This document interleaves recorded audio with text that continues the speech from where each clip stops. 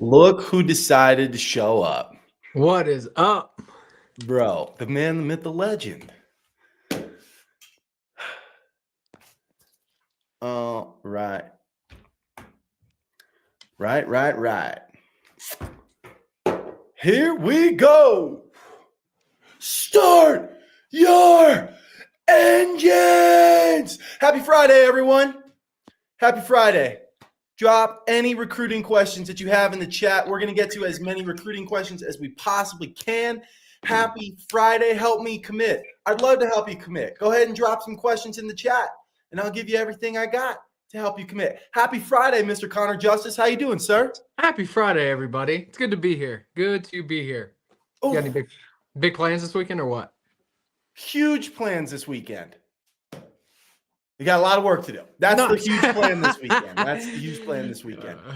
Any college recruiting questions, drop them in the chat. We're going to get to as many of them as we possibly can. It is a beautiful Friday. I don't know. I'm feeling it today. I like to believe I'm feeling it every day, but I definitely am feeling it a little bit extra today. I got some sleep last night. Yeah, it's a weekend. That's rare for you.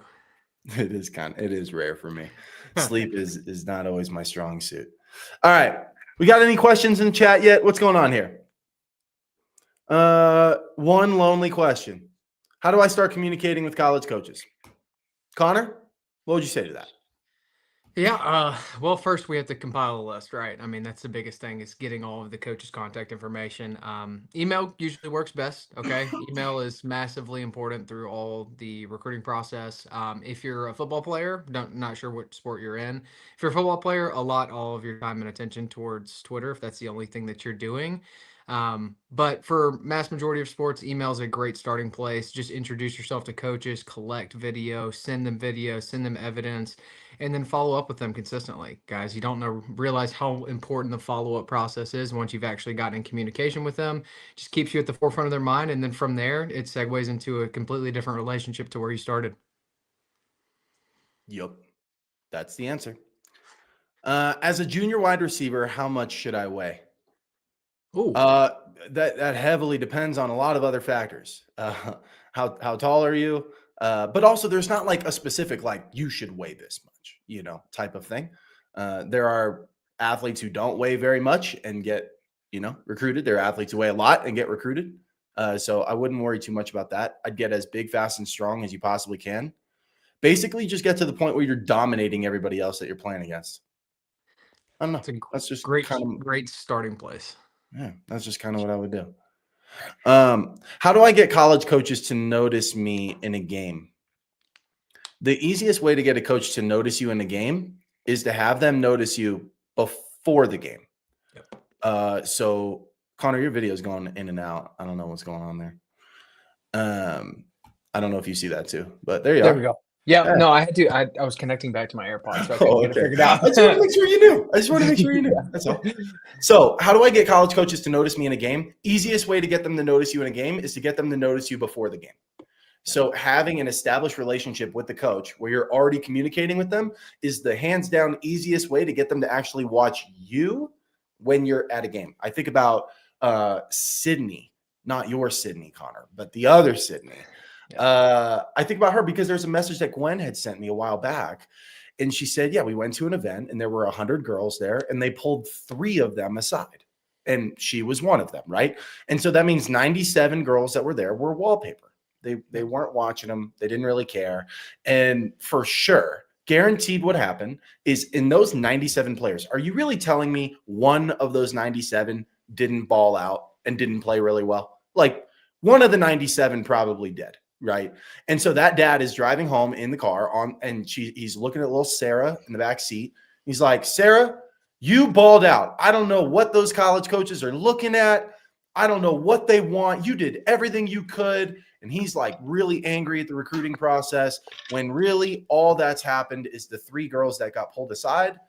The coaches were already recruiting those girls. Yep. They weren't watching anybody else. That's what happened. So what were they looking at? Those 3 girls. So the easiest way that you can get noticed in a game is to get noticed before the game. Connor, this is a good one. How can I feel less pressure during games and while being watched? I want to hear I want to hear your experience. So, by the way, real quick, if you guys don't know, Connor and I both have played at Division I schools, and we both played professional sports for 7 years. And so, like, we have a little bit of experience playing in front of crowds, playing in high pressure situations, playing in these types of things. So, Connor, I want you to go first. What would you say to this person? Yeah, one is preparation, right? Like all the stuff that you've done prior to this is massively important. So it's like when you study for a test, right? Like if you don't study at all and you go to take the test, you're instantly anxious. You're instantly feeling all of this weight of, I don't know any of these answers, or I'm not going to. I have to rely fully on what I am required to do, which is go to class, right? And so there's no studying, there's no extra work. So that's one way. And that's far as like the athletic piece of it is complete preparation, right? So this means routine. Routine's a massive point to all of this as well. So if you don't have anything to fall back on, a routine of getting prepared once again, so they kind of go hand in hand, they're dual-sided in this, and this just speaks just strictly athletics. The other thing on the backside of this, so if you're talking in direct comparison to recruiting, one big thing that we always preach to our families is the ability to highlight yourself before, and Jack kind of mentioned this right before this, but highlight yourself before the event, right? So they've seen all of your highlights, they've seen all the good stuff that you can do, and that should ease off the gas pedal that I don't have to go hit 3 home runs or make 10 solo tackles or really go and just score 30 points in this basketball game, right? So all of that being said, it's them seeing your highlights first, then and this goes back to the initial word is preparation. So preparation and sending the emails, preparation in your work, preparation and how you take care of your body. And then that should lead to less anxious, more freedom to play. And then from there, segue into more competitive nature. Okay. Jack, go ahead. I love that. I want to build on top of that because I think that preparation is where I was going to, but I have a couple specific things about preparation that I want to mention. Okay. Cool. I'm going to say them out loud. That way you can remember to remind me when I get in the thick of this and then I forget, which is free solo, constraint, free solo, constraint, and West Point. Okay. Free solo, constraint, West Point. Got it. Let's start with free solo. When Connor says preparation, that's really important. But I want to take it a step further and say, I think people dramatically underestimate how much preparation is required to not feel pressure during the game. People think, oh, if I practice really hard, that's preparation. That's not what I'm talking about or what Connor's talking about. It's not, oh, I'm going to stay late and I'm going to do a couple extra reps. That's not preparation. When I'm talking about preparation, I won't speak for Connor, but I assume Connor's he's one of my best friends and we've had a lot of time together. I assume he's on the same page with me about this. When I talk about preparation, I mean doing 10 times more than what everybody else is doing to prepare. Not like twice as much, not like 3 times as much, like 10 times as much. If you've ever seen the movie Free Solo, you guys ever seen that movie? Great movie. If you haven't seen that movie, it's Friday night, put it on tonight, grab yourself some popcorn. It's an amazing movie. Okay. It's about Alex Honnold, who's a free solo climber, which means that he climbs these mountains without any ropes and these big walls. And that movie is about him climbing El Capitan, which is one of the biggest walls in the world. It's in Yosemite. Incredible wall. If you get the time to go see it, go see it. It's amazing. But it's about him doing this enormous big goal. In that movie, there's a period somewhere in the middle where Alex talks about how he doesn't want to feel any nerves when he's climbing. And people are like, how's that possible? You're 3,000 feet above the ground without any ropes. And his answer is because I've done it so many times and I know every single move that it's not like, oh, am I going to be able to do this? It's like a stadium of people are watching him and he's like, watch this, watch this. And that's a completely different mindset than you being like, all right, I know I've put in the preparation, so I know I'll play well. No, you should be like excited for the games because you've prepared so much that you're ready to just absolutely ball out. Second thing is constraint. The harder you make practices, the easier the games will be. So if you're feeling like the games are still hard or you're still feeling a lot of pressure, your practices are probably too easy. Your training lessons are probably too easy. Make your training so hard that the games feel easy. And then the third thing was West Point. So the first two kind of had to do with like your performance and performing well. The last piece about this is take some of the pressure off that just because you don't play well in an event doesn't mean you can't get recruited by a school. And I always talk about West Point because West Point came to watch me play. I had a horrible game, one of the worst games all summer when it happened. And I thought that I had blown the opportunity with West Point. Guy calls me a week later. He's like, man, loved watching you play. It was great. We'd love to have you on campus. And I was like, were we watching the same game? What, like, I played terribly. And he's like, no, Jack, I already watched a whole bunch of video on you. I knew you could play. I already talked to your coaches. I just wanted to verify that, like, you were who that was. I didn't care that you struck out 3 times in a game. It didn't matter. You didn't hold your head. You had the right demeanor. That's exactly what we're looking for. We'd love to have you on campus. So the point is, just because you play horribly badly in a single game doesn't mean that you can't get recruited. And so that should take the pressure off yourself. It's like, hey, my whole future isn't dependent upon this one game. It's not dependent on one game. In fact, it's very unlikely, very, very, very unlikely, statistically speaking, that one thing is going to determine your athletic career and future. It's just not going to happen. It's going to be a lot of little things over a long period of time. So I know we kind of dove into that a little bit longer than maybe we would for most questions, but we don't get that question a lot. And I think that's Super important. A question a lot of people have. Yeah, and it's really, really, really important. And Jackie nailed it on the head. But Jack and I were roommates while we were playing professional baseball, so we got to pick each other's brains a little bit about what this looks like. We also got to watch Free Solo together, which is fantastic. Do you remember that, Jack, when we were watching that together in Jacksonville? It was actually when I was at a pretty big skid point, and he had this guy, and he's just like mapping this whole thing. He's writing stuff down, and he's imagining all this stuff. And I was like, huh. Like, I wonder, and we had a pretty in-depth discussion. I was like, I wonder how many people do this for baseball and like games and different things. Just so important, like the preparation side of it. But this is what people miss, right? People hear preparation. It's like, yeah, I know. Such an overused term. Revolutionary. Here's what's revolutionary: the amount of preparation. And the problem is that all these high school kids and college kids, really anybody, they see interviews on ESPN with top tier players getting paid hundreds of millions of dollars. And then they'll go on stage and they'll say, yeah, you know what? I've just been working really hard and I've done a lot of preparation. What people don't understand is the level of hard work and preparation. They in think detail. It's just like, oh, they're doing more than everyone else. No, they're not. They're doing 10 times, 50 times, 100 times more. That's what they're doing. And I know this is kind of intense because you might just be like, Jack, I just want to play like D3 baseball, bro. Or I just want to play like D3 soccer.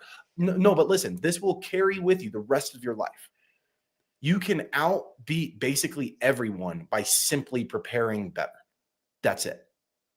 You can beat basically everyone by simply doing that. When you hear someone say on TV, yeah, I worked really hard and I prepared, in your head, you should automatically think, okay, but not 2 times or 3 times more, but like 100 times more, because that's what happened. I'm a high school coach with the leading scorer in the state of Florida on my team. Congrats to you. And she just got her first D1 offer. How do we leverage that into more offers for her as she's only a freshman? Yeah, which is interesting. That's interesting.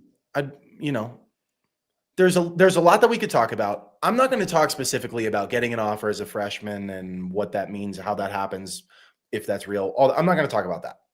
What I just want to stick to like his question. And his question is, how do we leverage those offers? Yeah. And so there's a lot of ways that you can leverage offers, to be clear. And though it's not even so much in like how you do it, but I guess that's the same thing. But the wording that you use and the way that you actually have these conversations is what matters, because you can leverage an offer and completely piss off a whole bunch of coaches and then lose even the coach who gave you the offer. Like exactly, right? Like you can lose the offer immediately. So the way that you do it is really important. But the first thing is, for most sports, you can post that on social media and that's automatically going to give you some credibility. You should mention it to all the other schools that she's talking to. She's a freshman, so I don't know how much of that's actually happening, but you're mentioning it to all the schools that you're already talking to. The point is that you pretty much mention it in every conversation. Now, there are times when it makes sense to and times when it doesn't make sense to. The way that you mention it, how you do that, all of that stuff matters, right? So we would need like a lot more context on the situation to give you very, very specific advice, which we're just not going to be able to do in a chat question like this. But the point is, she should mention that everywhere. She should be putting that on social media. If a college coach calls you as the high school coach, you should mention to them, oh, by the way, she has, this other school presented an offer. Like, you should say that as the high school coach. She should be mentioning it to all the schools that she's talking to. That's like the general idea that's happening here. Connor, do you have anything else to add besides going crazy super interesting, because freshman typically means that she received the offer that while she was on campus, which typically means that it was at a camp setting, right? So like, I don't know. This is interesting because how much are you actually talking to these coaches, and what does that look like now? If it's at a D3 school, there's no rules, right? So there's no rules, no regulations. So they probably can, you can post and do whatever. If it's a D1 school, this is where it gets super tricky, right? Because now everyone starts questioning. They might not even want you to post on social media, just because there's so much tactfulness that has to go into this, and it's a very weighted question. But you as a coach can really take that to the next step when someone calls you, because they will, given the fact that she is the leading scorer in Florida. That's a big deal, right? So do your part to accelerate that relationship. And then I would say in the next 6 months, whenever that window starts to get closer to sophomore year, closer to actually being in that space, then she can take the reins on it. Yeah, this is just another good example of there's a difference between knowing what to do and how to do it. Yeah. And we just don't have enough time, or in this case, just enough context on the situation to talk about exactly how to do it. But that's what to do. Yeah. How much does having a good GPA help out receiving a D1 offer? Massively important. I made a Any video. level. I made a video today, Connor. I made a video today, and the video that I posted it like 30 minutes ago. And the video was, it's nearly impossible and maybe impossible to overstate the importance of good grades. Yep. And what's funny is, like, everyone knows this. That's not, you know what I mean? That's not, again, revolutionary. It's not like, oh my gosh, these D1 scholarship people are talking about getting good grades. Wow, are they forefront thinkers? Boy, are they elite. Like, no. But I'm saying, even though people know academics is important, I'm saying it's even more important than you think it is. Correct. And that's for a number of reasons. One is, if you don't have good grades, it immediately disqualifies you from schools. So let's say there's 100 schools. There's obviously way more than 100. Let's use 100 for an easy number. If you have a 2.5 GPA, you're going to go from 100 immediately, without them knowing who you are, knowing your position in grad class, your video, your stats, your anything, without any of that. You immediately go from 100 to like 30. Yep. You literally cut off like 70% of the schools before they've even seen you. And now you're just dealing with 30, which means you have a much smaller window that you can actually work in, right? That's the first reason. The second reason is there is an astronomical amount of money available if you have good grades. And usually people, when they talk about athletic money, they'll talk about when they talk about scholarship money, they usually think in terms of athletic money, like D1s. Oh, they're giving you a lot of money.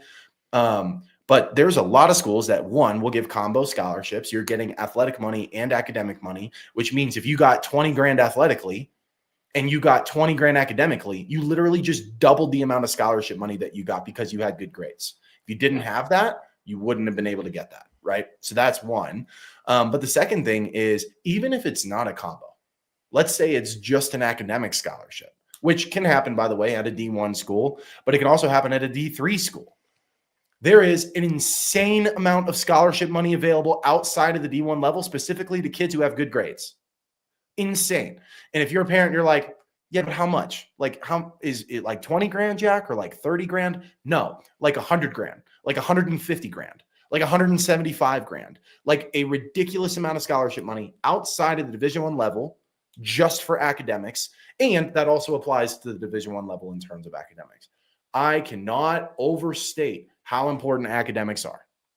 I can't overstate it. Connor, is there anything else to add here? If you do not have good grades, you better be very talented at your sport.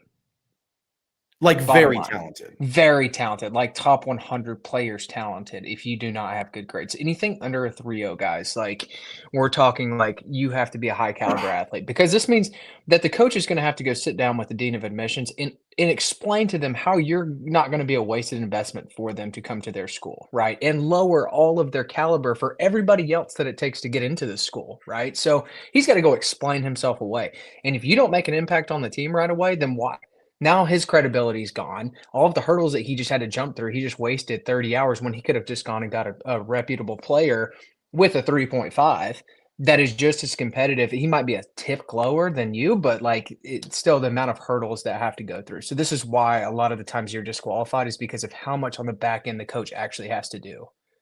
Yeah. And I mean, how much easier is it for a coach if they know that you already have the grades to get in? They don't have to go to war with admissions.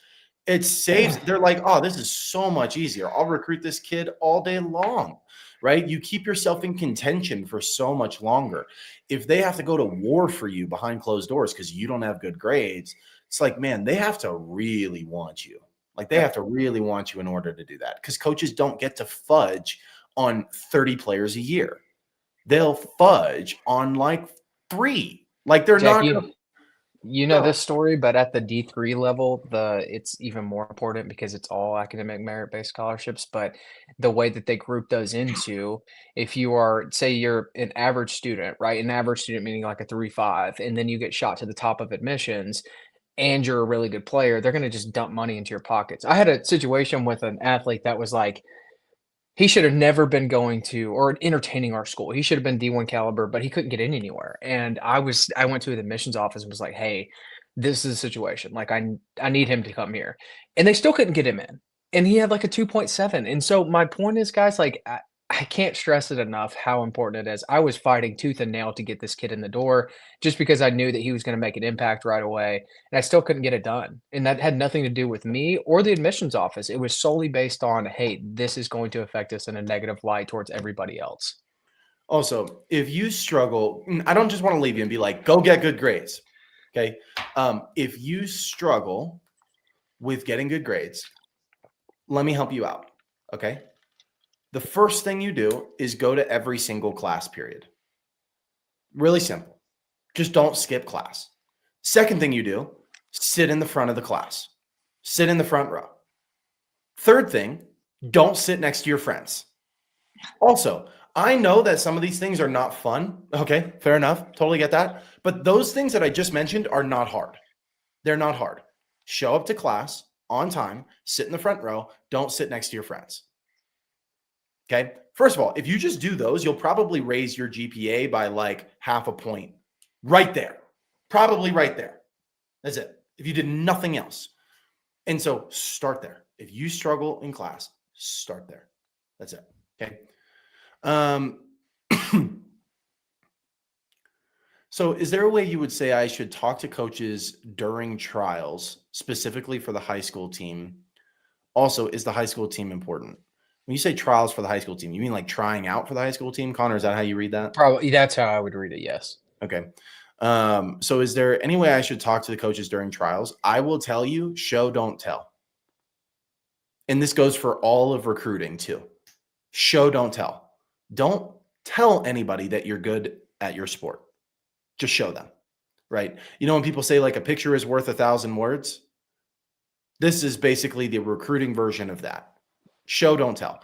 If I come on here and I'm like, we're really good at recruiting. We know what we're talking about.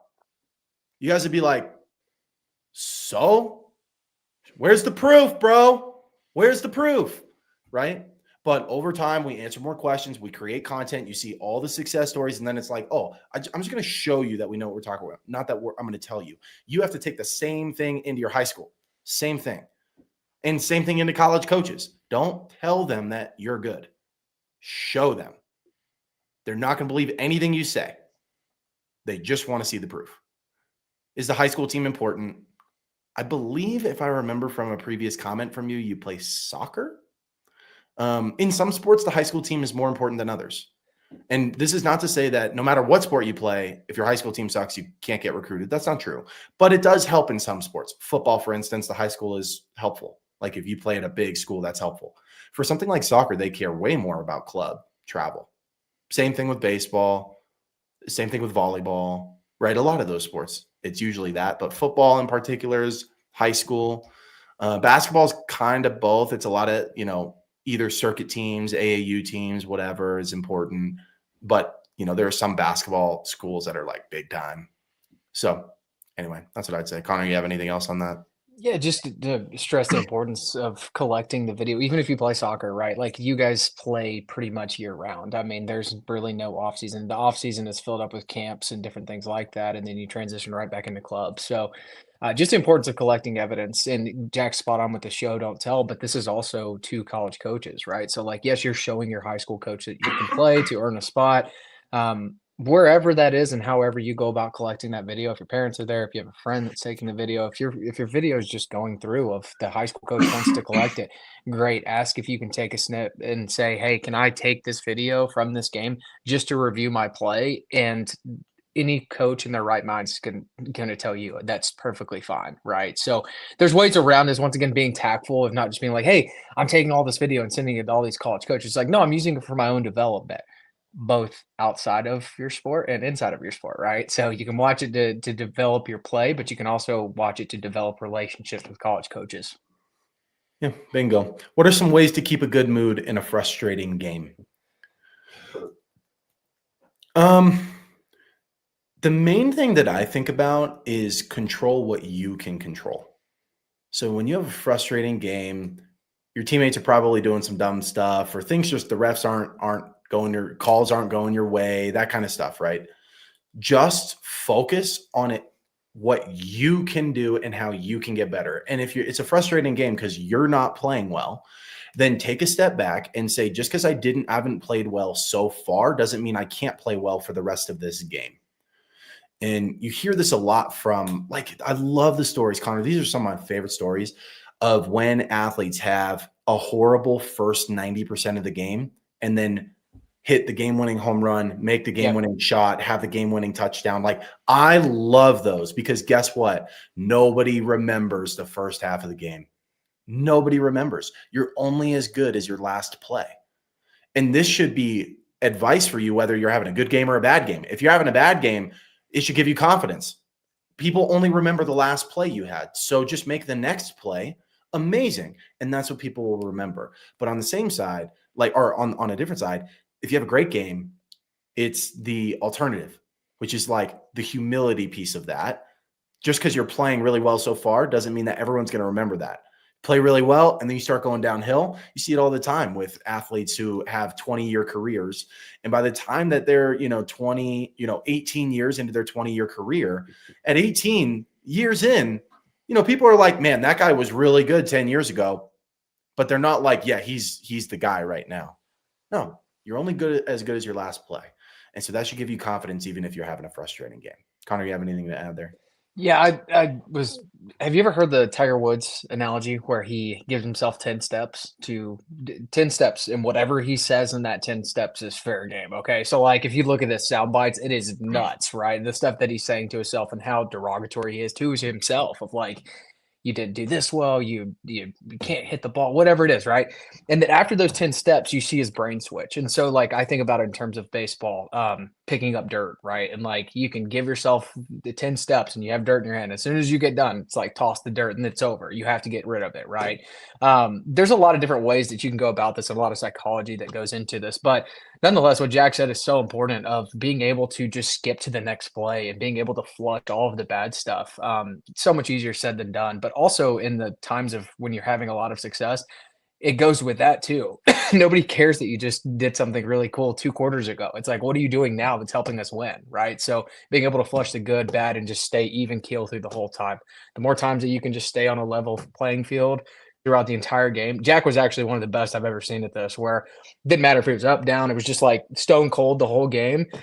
Whereas you can see my personality, it's like all over the place. So I had to get a lot better at that skill. It was really fun to be teammates with you though, dude. Get to learn from you that way too. Thanks, man. I'm going to pretend you didn't say that so that I don't get too high. I guess you up. Oh, what would you say good grades are? I have an average of 87%. I can get more. I go to a private school. Is this good? Good grades are relative to the schools that you're trying to get into, right? But I would say, listen, anything above 3.5, you're going to be in good shape. You're going to have a lot of schools that'll be interested. You're good there.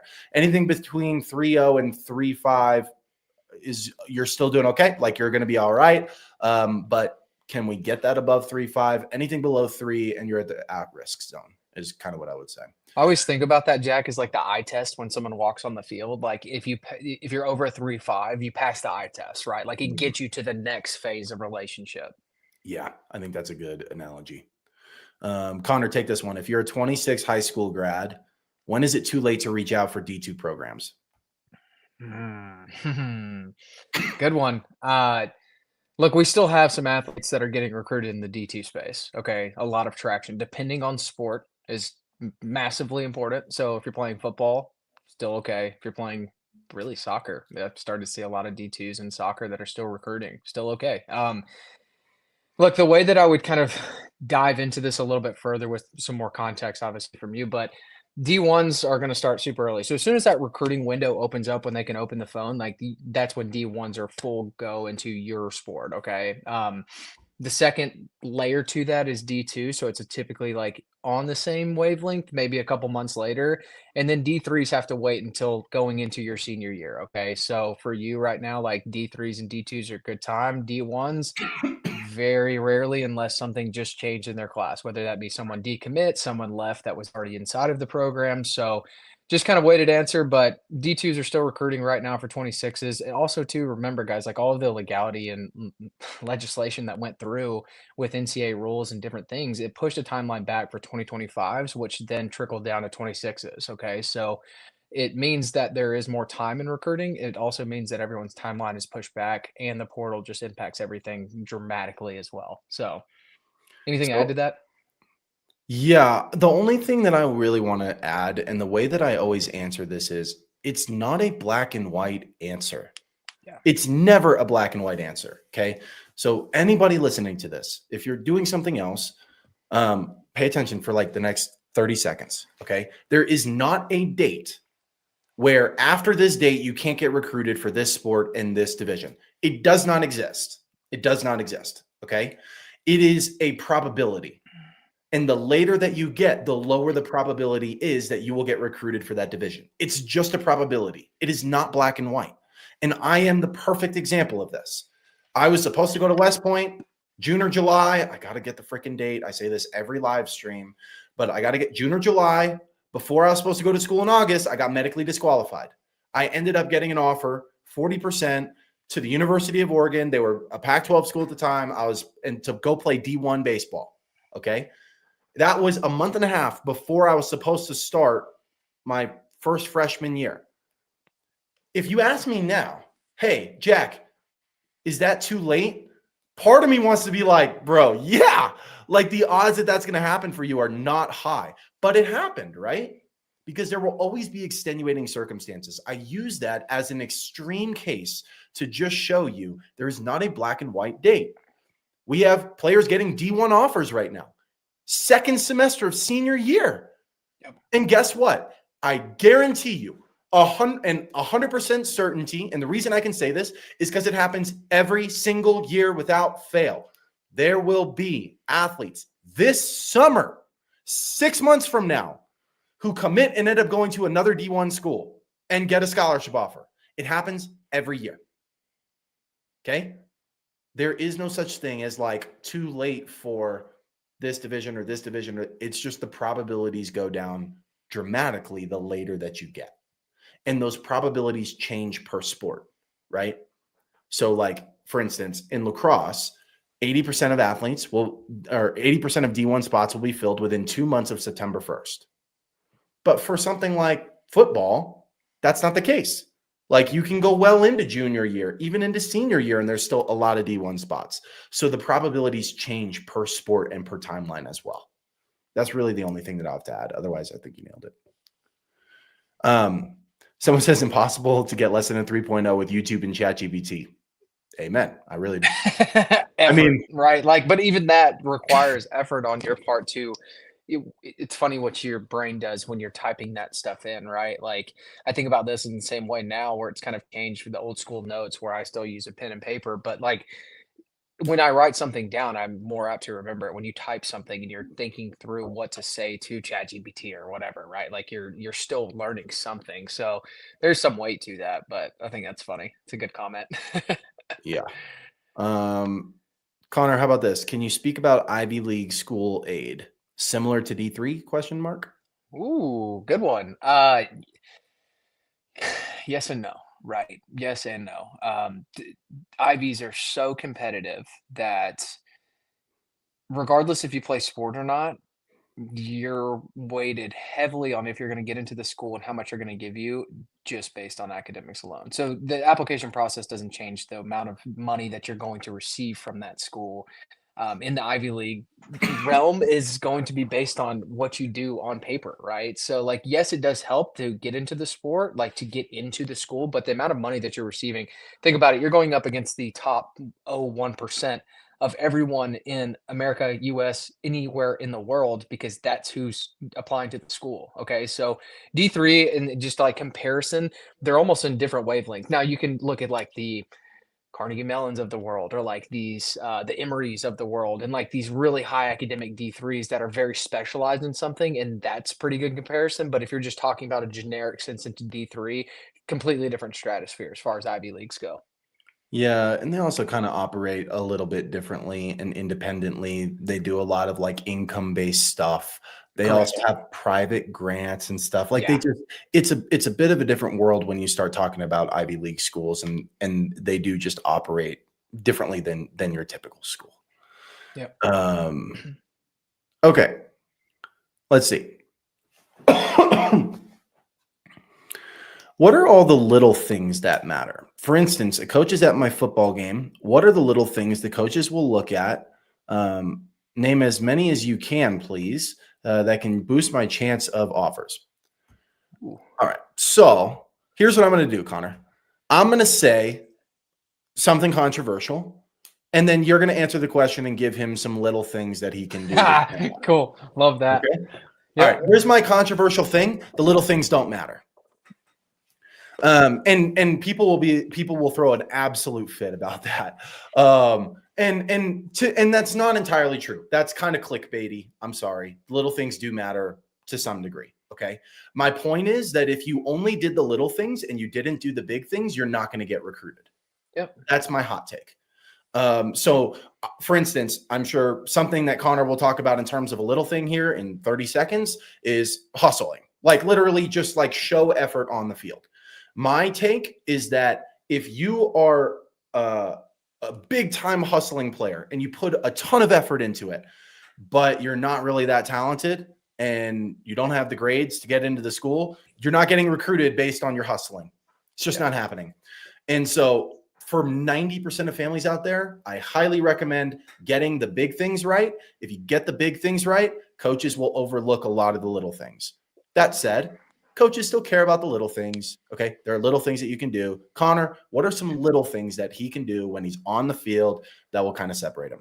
Yeah, I think there's some disqualifiers. I think what you said about hustle is more important, right? So little things to get noticed in a good or a bad way. Okay. So like we have to, this is a dual-sided question. So think about this, right? Like in terms of football, baseball, basketball, doesn't matter, right? Like you come off the floor, you don't shake any of your teammates' hands, or you throw your helmet, or you throw your bat, or whatever it is because you're upset about a play. Automatic disqualifier. Hey, not good for my culture. I'm out. I don't like him. It doesn't matter how talented he is. He does not fit with my program. So that's a disqualifier, right? On the flip side of that, if you're the guy that's running down the baseline or you're hustling out every player, you give effort, high energy, like picking up your teammates, that goes a long way. But it's also after they've already watched you hit a home run or a double or do something really cool, as Jack mentioned, right? So like, look, it matters. The little things, as far as it depends on what sport, but it's just being a good teammate, right? And like when you're doing something, doing it 100% and not just, you're not just there, like you're showing up and you're making a difference one way or the other. That does go a long way. But like I said, think about it more as like disqualifiers. Stay away from those. And if you do that, then you're probably a good teammate and you're checking all the boxes for the coach while they're there. Yeah, that's the perfect way of putting that, disqualifiers. But it drives me insane. This is one of these things, Connor. Like, it drives me insane because with all the content, you'll see people posting content like, you want to get on a coach's radar? Hustle, be a team leader, have high game IQ, pick up your teammates. And I'm like, listen, those are important things. And if you don't do them, you'll probably be disqualified from contention. But that is not why a college coach is going to start looking at you, evaluating you, or recruiting you. That's not why. And it's a really like attractive thing to say. There are a few things that like sound really good and are sound bitey, but they don't work. And it's like, hey man, just do the little things. It's like, no, if you don't do the big things, the little things won't matter. Yep. Or hard and we talked about this, right? Like the preparation side, and we've kind of already got into this, but my son's the hardest worker on the team, or my daughter's the hardest worker on the team. Great, right? That's awesome. Great follow-up. Great for them to see whenever they're watching you play. But show them all the good stuff that you did too to get you on the board, right? Like you have to get on the board for those things to really matter. Hey, this girl is the best hustler. She is like everyone that I talk to has like the highest potential of being the captain on the team, right? Like that stuff does matter, but it's also after all of this stuff that is super important for them to watch. How are you going to make me keep my job as a college coach? Remember that, guys. Like so important. They're fighting for their jobs every single year, right? So like if they don't think that you can help them win, which is how they keep their jobs, I'm sorry. Like, yeah. Do you guys hear that? That's so important. which is like a college coach's ability to recruit determines his ability to, or her ability to put food on the table for their family. They can't just take a chance on you. Yep. They can't. They have to get it right. Right. Don't get me started on the hard worker thing. I know. It's why I bring it up though. It's controversial, but it also is something that is massively like we just talked about this for 30 minutes about the preparation side and you doing everything you can to put yourself in the best viewpoint for you to perform well. Okay, so remember that. Like it's not that you're doing all this to hey, I did all of this and that's what matters to the coach. It's so that you perform well in the game so that you can tell the coaches that then get you recruited. Completely different, right? Like if you're doing all the preparation, it's like me writing a novel and then just taking it to one person and being like, hey, I wrote this instead of being like, no, this is going to perform well and put food on my table. The same thing. Yeah. It drives me crazy. Well, here's what drives me crazy. And parents, I know you guys are not, you're probably not wrong. Your kid is probably a hard worker. The problem is that a lot of parents will determine that their kid is a hard worker because they do more than the other 15 players on their team. Sure. Not comparing them to the other tens of thousands of players in their state or millions of players in their country. Right? And it's like, I know that your kid is a hard worker to some degree, but it's not a separator. One, because it's very difficult to actually show hard work unless you're with someone day in, day out for a long period of time, which doesn't happen before your kid steps on campus. Coaches don't see that until they step on campus. But the second thing is that like there is hard work is relative. Okay. And people say they work hard, but a lot of people don't understand how hard some other people are working. Right. And so like I know families who say that their kid works hard. I also know other families where I know the kid actually like a different level of working hard. And I know this is really unpopular and I'm sorry, but I'm going to speak the truth. There's a lot of people who think their kid works hard. And if they saw what some of these other kids are doing, they'd be like, my kid works harder than these kids, but not as hard as those kids. And so that's why like, you saying things like my kid's a hard worker, we hustle, high game IQ, like I'm a leader on a team. Those are good things. But remember that every single other recruit is saying the same things. Yeah. That doesn't separate you. It's not like when you say I'm a leader on my team, you're the only person in the inbox or in the DMs that's saying that. You're not. Every single other player is saying stuff like that. Which is why it goes back to what we were saying like 20 minutes ago, show, don't tell. You can't just tell people that you do this stuff. You have to actually show them proof. What can I do to ensure I get a D1 golf scholarship as a female 2027 grad? So how can you ensure you get a D1 golf scholarship? Step one, be good enough to play at the Division I level, because you can't ensure that you're going to get a D1 scholarship if you can't play at the Division I level. That's number one. Be good enough to play D1. Number two, have evidence that you're good enough to play Division I. Like we said, you can't just say it, you have to prove it. So get as much evidence as you possibly can backing up your claim that you are good enough to play D1. Step three, get exposure to as many college coaches in the country as you possibly can, specifically in D1, because that's what you're asking about. So take that evidence that you have showing you're a good player and put it in the hands of every single Division I school in the country. Also, give them as many types of evidence as you possibly can. Also, communicate with them as much as you possibly can for as long as you possibly can. And if you do those three things, you will ensure that you are good that you will get a D1 scholarship. That's how. I don't know. You crushed it. No, that was great. Like, how does a student deal with, Connor, you can take this one. How does a student deal with applying to schools which are in like November, December? Assume the coaches can work around that? yes, they can. Okay, like bottom line, there's always wiggle room. We just had this happen probably 2 days ago where they missed the early application and super stressed about it. And the family is like we were talking on office hours, and it's like, hey, like I just like I'm worried about this happening. And then they emailed the coach and said, hey, coach, I wasn't expecting this communication. I missed the application window. Is there any problem with this, or who do I need to contact to make this right? And the coach just sent him a link to the person, and everything is fixed. Okay, so remember, guys, like we talked about it in Ivy League terms, completely different situation for 99% of colleges. You're an athlete, so that means you get pushed to the top of the totem pole when it comes to admissions. Okay, so whenever that happens, they do have the ability to save spots, and they always have this wiggle room, whether it be, and there's more for each sport. So football, for instance, might have 20 spots that are still available and still influx that they could take if they need somebody in July, right? Baseball might have 5. I know that for us, we had 3, and it was just because the year before they had exhausted like 8 opportunities, and it was towards the later part, so they jumped and like dropped the number. Like, hey, you can't do that again this year, right?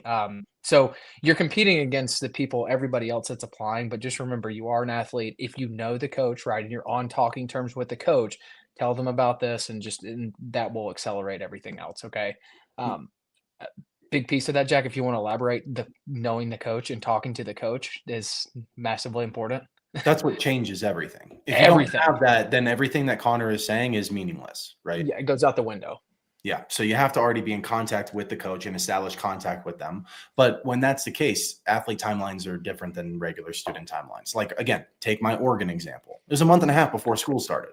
General admission is closed. Like, they're not just taking kids. And for me, like, I mean, it was Oregon. I'm not saying Oregon's a bad school. Like, it's a good school, but it's not an Ivy League school. And I don't even remember the application. They were just like, yeah, bro, you're in. Like, it just was not, this was not a hard process. And so, no, they're on different, it's a different world for athletes. 27, boys lacrosse. What's the best way to get on the radar of D3 engineering schools, club team games, or showcases? The best way is to get in communication with schools using digital methods first, and then go to events where schools are already going to be there. So it's not like, oh, no, don't do the club team games, go to the showcases instead. Or don't worry about the showcases, go to the club team games instead. No, like, what's best is to already have communication with schools and then go to events where that's the case.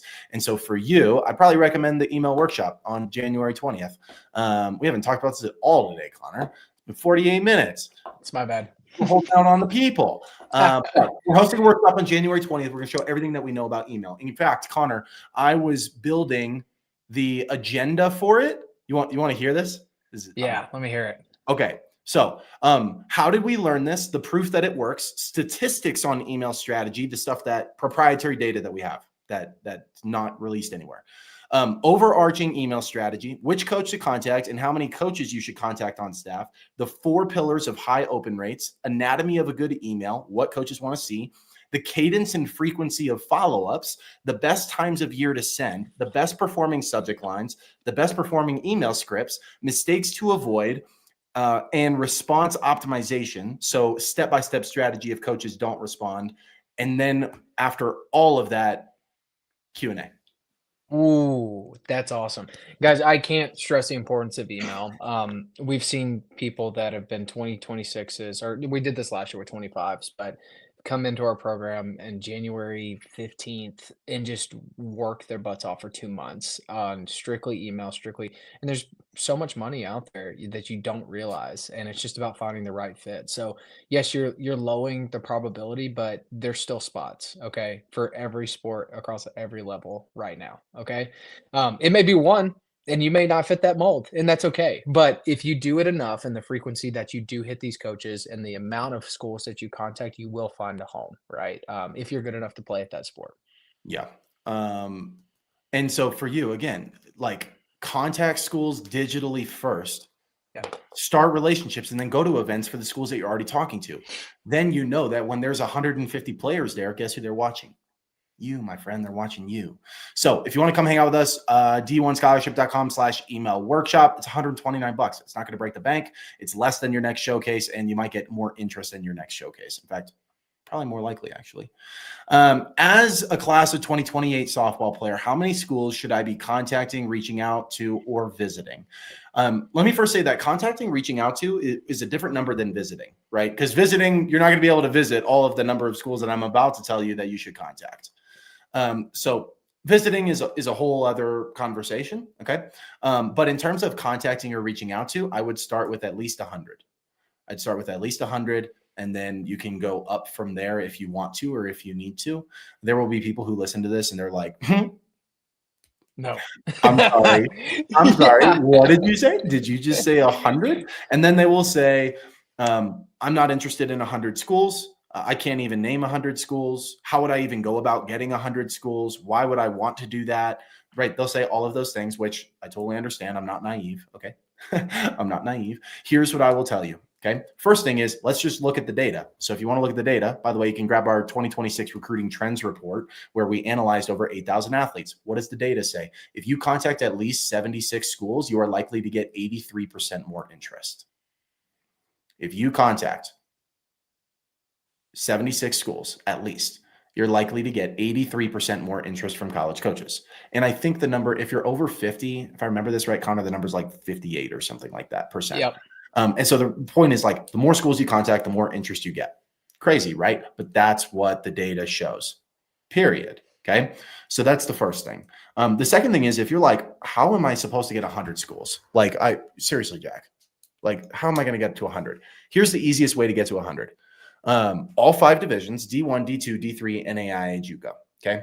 Take all 5 divisions, get all of the schools in your state. So whatever state you're in, get all 5 divisions, and then all bordering states. Now, if you're in something on the coast, a state on the coast, you won't have all bordering states. So just pick 5 or 6 states in your region. But the point is, if you go all 5 divisions in your state and in bordering states, you'll probably get pretty close to 100 schools just by doing that, without any additional thought about literally anything else. If you want to put more thought into it, great, you totally can. But that's an easy way to get to 100. Highly recommend you get to at least 100. The people who are saying contact 20 to 30 schools, best of luck to you. It's just, you better be insanely talented. You better be insanely talented. And also, I guess it's like, yeah, if you want to get one response, like, okay, fine, then go do that. But like, if you want traction in the process and your kid is not a top 50 player in the country, contact at least 100 schools. Look at the smirk on your face right now. What's with the smirk on your face right now? Yeah, because I know, look, like, this is also super controversial, right? And like, we've kind of touched on some touchy subjects today, which is, look, if you're not willing to do it, you're just lowering your chances, right? You're lowering your chances to create traction and actually have the ability to choose which school you go to, this is where Portal has become so overdrawn. It's like, oh, I've gotten siloed into 2 opportunities. I have to make a decision between 2 schools. Both of them are not really a great fit, but I'm going to go there for a year. and then you hate it as soon as you're on campus, you hate it. And then that lends itself into all of your play and your grades, which is just two things that you need to go somewhere else, right? So it's a massively understated about you making a right decision whenever you're going into the school as a freshman, right? Why is this Everyone controversial though? It's it's this is what I controversial don't because understand. the people believe, and I do think this, right? Like, people believe that, "Hey, they're good enough, you'll find you," which is such an outdated term, right? The second thing is that it's one of these things that they're like, "Hey, I can just once I go here and I'm gonna hate my life, but I'm gonna go here and I'm gonna ball out." There's so many different factors that go into you playing, right? And actually performing well at this school to then go somewhere else, and then you're competing against, once again, there's 4,000 people in the portal right now. So how are you gonna do it then, right? Like, you better be an All-American. You better be the best player in the country at that level if you plan on going somewhere else. And that's why it's controversial. It's because people don't wanna hear that. I think it's also controversial because people have preconceived notions of what they think their kid should do or needs to do or like what they're interested in. And they Sure. just make this like really tiny window. You know who talked about this? Brian Stedman. Yeah. I didn't mean to use his last name. I almost never use last names. But Brian said that in the testimonial interview, which will be posted on YouTube probably in the next couple of weeks. But Brian said that. He's like, man, people have preconceived notions of what their kids, what schools they should go to or be interested in. And in that interview, he was like, man, if you're doing it based on that, you're missing the mark, is literally Yeah. what he said. If you're doing it based on the highest level your kid can play at, you're missing the mark. And Connor and Brian in that interview even said, I'm guilty of this. Like I did that with my kid until we kind of went through the process. Yeah. But I mean, man, the controversial thing, it bums me out because a lot of people don't have a lot of traction simply because not enough college coaches know who their kid is. Like Right, that's and all there's it a is. lot of we've had a lot of people that have come through that have been so talented that have had 0 interest or 0 traction coming in, and then they leave, like, with 50 schools they're talking to. But it's not about the schools they're talking to, it's about finding the right one for them, right? And what matches. But you think about all the different decisions. If you were just to take sports completely out of the picture, what are you going to base your decision off of to go to that school? It's something that, one, is going to set you up for the rest of your life. Two, it's going to be somewhere that's reasonably expensive that you can get into and also succeed and have a great experience while you're there. And whenever you play a sport, it's like those things go out the window and you're just going to ball, which is totally fine if the school fits and if you're going to play, which, once again, you're competing against 50 other people that are there and have already had sustained success there. So it's this huge encapsulating thing of, like, that's why I had the smirk on my face, because it's like I don't think people realize how important this process is when you're a freshman, to Yeah. pick the right school for you. Yeah. I mean, we'll finish with this and then we won't beat a dead horse. But I've met a lot of families who regretted not contacting enough schools. I've never met a single family regret contacting too many. Spot on. What are the best ways to network with coaches as well as emailing to get their attention? So, of course, email is a fantastic way. You can come join us on January 20th for the Email 101 workshop, d1scholarship.com/email workshop. But there are other ways, right? Another way, so you have the different ways of getting exposure. So you have outreach, which means that you are sending messages to college coaches. That can happen on multiple platforms. That can happen via email. It can happen via Instagram DM, Twitter DM, even like I would consider tagging coaches on social media, which is kind of like I have some controversial takes there too. But even that would be like outreaching to coaches because you're specifically trying to get in contact with one coach. That'd be one form of exposure. Another form would be posting content. So posting content on social media or on different platforms would be really important. Coach connections can be a bit of exposure. Showcases and camps can be a form of exposure. There's all these different forms of exposure, right? And so the other thing that I'll mention here is, again, with the recruiting trends report, what did we find? Athletes who contact coaches on multiple platforms and get exposure on multiple platforms get 59% more interest from college coaches on average. Meaning, don't just rely on one platform. Are there some sports where one platform dominates over others? Yes, for sure. But does that give you an excuse to not do anything on other platforms? No, you're probably missing out on interest and offers if you do that. I don't do that. Connor, anything? Just the importance on what that looks like, right? Like multi-platform use and then making your decisions. It's kind of what we talked about a couple weeks ago, Jack, about which comes first, right? Like which one are you supposed to do first? How does that look? Do you go to these showcases and then get the exposure and then get the communication, or do you do that before? And it's it's so backwards in recruiting, where contact first, make your decisions to go to camp showcases second, and then continue conversation and leverage third, right? Yeah, for sure. What are lacrosse recruiters looking for? Coaches always talk about teamwork stuff, but it's always assistant coaches watching. What are they looking for? This kind of goes back to our conversation about small things versus big things. It says coaches always talk about teamwork stuff. Yeah, because it'd be kind of like, think about this, Connor. It'd be kind of like unpolitical, apolitical maybe for a college coach to do is when they're at a camp, right? When coaches will host their camp. Yeah. And then there will be a sit down with the coach at the end where everybody's in the bleachers and the coach comes up. Thank you all for coming. Now, let me tell you what we're looking for, what we do. Imagine if they came out and they said this. They come out and they go, all right, guys, so here's what we're looking for. 95% of your kids suck and are not good enough to play here. And so we're not going to recruit them. We're just going to look at the other fives. The rest of you all wasted your money and time for being here. Thank you so much for lining our pockets. Could you imagine if they did that? So what do they do instead? They go up there and they say, guys, we're looking for the intangibles. We're looking for teamwork and hustle, the little things that separate you from everybody else. That is such an easier message to digest. And this is coming off kind of hot. And I realize that I'm not addressing this with much nuance here. No, I know that. I know I'm kind of coming at this hot, but real talk. Coaches will never say the first thing, but that's exactly what's happening. Okay. Yeah. They're not recruiting based on teamwork. Yeah. If you're not a good teammate, as Connor said, it's a disqualifier. But that's not the reason that they're going to recruit you. It's not the reason you're going to get $150,000 scholarship. It's not the reason. For this lacrosse player, with something I'll add is in your position, if they're talking about teamwork, right? Like it's not about being the best player, it's about being the best person at your position, right? So just remember that. So if you're the best defenseman, like lighting people up, having takeaways, stick checking people, like this different stuff that goes into your game, like be the best at that. And then that will take you to the next piece of your relationship. So in your drill sets and your packages, when you're pulling someone aside, like be the best at the drills. Like that should be your goal. It's like, hey, I'm going to knock this out of the park with these drills. Or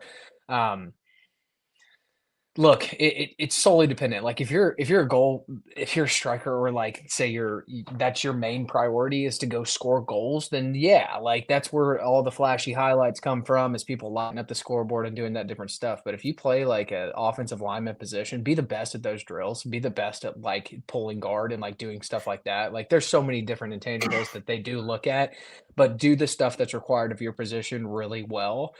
That will take you to a different set and a different viewpoint in this coach's eyes. Speaking of offensive line or football, Son is a 28, 6'3", 235 left-hand pitcher, first base, but wants to play in college, but also starting in football. And coach is telling him he can play at the next level. Would a baseball coach like or dislike this split? Both. Okay, It's both. Here's why it's both. They're going to like it because he's a big physical kid who's going to be training in football, getting bigger and stronger and faster. It's athletic. It's a contact sport. Coaches will love that element. They'll say, that's awesome. That's the kind of kid that I want. They will also not like it as much for a couple of reasons. One, more chances to get hurt. Players often more get hurt in football than baseball. But the other reasons is if like, okay, let's say it's summer and your summer football team has summer two-a-days, because that's a very normal thing in high school to prep for the fall season. And so your kid is doing summer two-a-days rather than playing in travel ball, because you said baseball, over the summer. And so coaches are in June saying, awesome, send me your schedule this summer. We'd love to come watch you. And you're like, oh, but I'm not playing very much this summer because I'm playing football. Then they're not going to be as happy about that because they can't evaluate your kid, right? So the answer is like both. It just depends on how you kind of handle that. Connor, you have anything to add there? Yeah, you already have. So think about this too. It depends on skill level and which one he's better at and all the different stuff of where you pour your eggs into the basket, right? But if he's just starting football, I would probably beg to say that he's probably more skilled at baseball right now. Okay. It doesn't mean that that's going to stay true. You have something that's an intangible that is an eye opener on the baseball field, which he's 6'3", left-handed, and like as soon as someone reads that, you automatically get clicks. You automatically get someone to go and watch your video, right? So you have an outlier there. Say you take that same verbiage and you use it towards football, it's like meh, right? Like when we're talking about next level. It's not that he's undersized, right? But it is a big comparison difference from one sport to the next, which is baseball. We're talking about, hey, I got to go click and see who this kid is because of that. Whereas football, it's like, you better be really talented and really good and have really good film. You still might get the same result as far as someone going to watch your video, but they're definitely going to do it in baseball. They might not in football, just depending on which sport or position he plays and all the different stuff. Connor's point is that you have a competitive advantage in baseball because of size right off the bat. In football, you don't have that same competitive advantage because of your kid's size. You're just like a good sized kid, not like, oh my gosh. Right. Yeah. 2027 track, talk to a coach on the phone. He wants me to meet with admissions.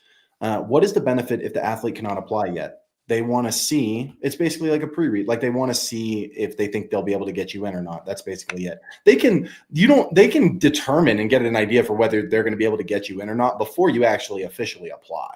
Right. Yeah. So they just want you to meet with admissions to get an idea of what's happening. Connor, we good? And they get a good feel for what you want to do, even if they give you some options as well. So this is kind of like, hey, we have this program, and they're going to sell you on the academic side as to what they offer on their side of things. Nothing really else to add except what Jack said as far as pre-reads. Is your email session and your data broken out by sport if relevant? Yes. So first of all, the data is broken out by sport, especially in the recruiting trends report, d1scholarship.com/2026. You'll be able to see some pieces that are sport specific throughout the report. And the report is free for those who are wondering. Like you can just go pick up the report. It's free. We took a bunch of proprietary data that we have that nobody else has, and we just published it. Okay. So you can go grab that if you want. The email session specifically, we've worked with 14 different sports. Okay.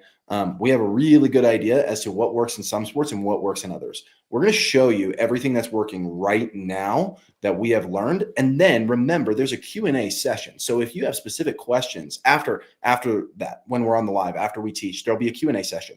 And so if you have specific questions about your specific sport, we can dive totally into that and show you exactly what we would do for your specific sport. 100%. So if you want to join us January 20th, it's Tuesday next week. Email 101 workshop, d1scholarship.com/email workshop. Charla, great to see you. I shared that interview. Connor, you see that interview yet in Slack? Money. Super cool. It's a banger. She did a great job. And Charla, I took out the words and the stuff that you asked me to that you didn't want public. So I'll send that over to you. You can take a look at it before we actually go public with that to make sure you're okay with it, but I think you'll be fine with it. Anyway, point is, Charla says girls lacrosse. She's talking about some other skills and stuff that the coaches might be looking for. And let's go ahead and see what she says to say, because I love Charla. I think she's got good stuff to say. Athleticism, speed, stick skills, variety of shots and feeds, reaction when bad things happen, coachability, adjustments, good grades, communication. And then she says, ready for this one? Parent sideline behavior. Nobody wants to deal with the crazy parents in the stands. Guys, this is a real thing. For the parents that are in here, crazy parent syndrome is a real thing. And essentially what that means is if a college coach gets a whiff that you are crazy as a parent and you're going to be overbearing and you're going to be a problem to deal with, they will not recruit your kid, no matter how good your kid is. It's a real thing, okay? It's a real thing. So just remember that as a parent. I'm not going to call anybody out here, but like that's a real thing, okay? Sophomore, email, and actually this person, hey, welcome back. I noticed this name, like, I think they've been on like 3 or 4 of the lives this week. which actually, to be fair, there's a number of people. Nicole was another one. But like there's a number of people who've been here the last few days. We'd love to see that. Thanks for coming back. Sophomore, email with a coach. They sent camp link and phone number for head coach after June 15th. They said they're watching. How many days of camp should I go to? Trying to fit it all in. How long is the camp? Yeah, right. Like, if it's 2 days, go both days. If it's 5 days, why? If it's 2 days, go both days. Remember, the more time that they have to evaluate you, the more they're going to get a better feel for who you are as a player, and the more likely they're going to give you an offer. I will say, this is an interesting point, though. There are some cases, Connor, where we've had kids and we'll recommend, like if there's 2 events on the same weekend and they're close by, we'll say, hey, go to 1 day for each of them, right? Yeah. So there will be some cases where we recommend something like that, but it's heavily dependent on the situation. Yeah. In this case, I'm really curious. How many days of the camp is it? Why? I don't know. It's That's a insane. 14-day camp. Which also means that the cost goes up too. Like, and so just be aware and be cognizant. Like, talk to them prior to that happening. That would be recommendation 1 from us. Yeah. Should I send out emails to college coaches my junior year or senior year? Your sophomore year. Yeah. Well, let's. So the point is, once you're basically a sophomore, and specifically second semester sophomores, you're pretty much contacting coaches from then until you commit. So second semester sophomore year, junior year, senior year, you're just all of that is fair game for sure. Faux show. Thanks for your help. You're welcome. Thanks for being here. Love having you here. Connor, do you have any words for the people before we hop off here? No, guys, January 20th. Like, I can't stress it enough how important an email is. Okay. And it's not from my words, it's from the data and what it does for your son or daughter's recruiting process of getting exposure, right? Like, think about this. It's seen as the coach's light, right? Of they're actually at your game and they're watching your son or daughter's video. And that is so important to start the communication process. So think about this too. If you go to a showcase and they play really well, they do something that's outlierish and they just ball out while they're on the field, the coach is going to come up and talk to them. But what if you could just give that to them on a silver platter and tell them who you are, where you're from, and who you play for? Make it the easiest possible for them to actually start that conversation with your son or daughter. So come join us. Other than that, like, I just love doing these. So fun. Like, so fun just to be able to be able to talk and hear some questions that are from the audience and obviously like just from people that want to know more about it. So come and join us. It's gonna be a lot of fun. I'm excited. We went live every day this week at the same time. We went live 4 times last week. I don't know. Should we keep going, Connor? Heck yeah. It's You awesome. think we should keep going? Yeah, it's a lot of fun. And plus we can, like, some of the stuff that you and I talk about behind closed doors or in meetings or doing different things, right? It's good to just bring some of that to light and understand the importance as to, like, hey, this is not just our opinion, but this is what the data actually says. And this is why we keep stressing it over and over and over. Yeah, that's the biggest thing. Because Connor, there are so many people talking about sharing recruiting content, trying to get people to buy their program, being advisors. Like, dude, there's a million people that look just like us. You know what I mean? Like they like literally look just like us. They may not have as many followers, or they might not have the testimonials. They might not have stuff like that, right? Or the background, but like they're doing a lot of the same things. And that's why I want to keep focusing on the data piece, because it's just not talked about enough. People are simply sharing their personal experience. And I don't want to do that. Now we have a statistically significant number of athletes because of how D1 scholarship has grown. We have enough data on this to no longer say this is what we think works, but rather this is what the data says. And of course, we might publish something like the Trends Report. If you guys want to go see it, it's awesome. There's a bunch of data there. It's really cool. 26 Trends Report, d1scholarship.com/2026. It's free, okay? And go download it. That's a lot of really cool free data. Also, there's a lot of data that we don't publish publicly. Yep. If you think that data is cool, I'm not even publishing the best stuff. Like, because there's other recruiting people. I see them all the time in our chat who watch our lives all the time. They ask questions, like they're in here all the time. Sorry, guys. Yeah. I'm just not going to give you the best of the best stuff. Like, I'm not going to let you just copy what we do. No kidding. No, but if you want, go check out the trends report. It's awesome. We analyzed over 8,000 athletes. It's free. So much data. It's awesome. Like, it's really cool. And the feedback has been awesome on that too. So Yeah. anyway, January 20th, email 101 workshop, d1scholarship.com/email workshop. It's going to be a blast. It's going to be awesome. Thank you all for being here. As always, thank you for your questions. Thank you for your participation. Seriously, we don't take it lightly. It's such an honor to just be able to communicate with you guys, even if we don't get to communicate with you behind closed doors on video calls and stuff, even if it's just via chat like this. It's an honor. We don't take it for granted. We love being able to do this. We love what we do. And we're just so glad that you joined us here today. So Connor, I love you. Thank you for your time, sir. Love you, dude. Talk soon. Everybody, have a wonderful Friday, and we'll see you guys later. See you guys.